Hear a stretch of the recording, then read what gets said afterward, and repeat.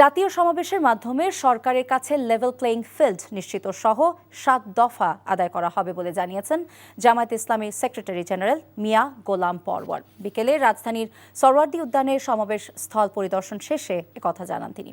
এ সময় জাতীয় সমাবেশ সফল করার লক্ষ্যে রাজধানীবাসীর কাছে সহযোগিতা চান।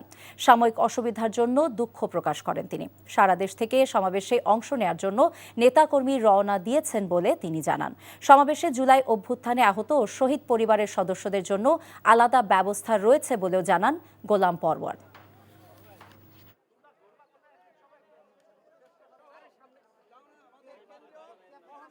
নিশ্চয়ই নির্বাচনের আগে লেভেল প্লেইং ফিল্ড এবং অনুকূল পরিবেশ সৃষ্টি করতে হবে ইনশাআল্লাহ।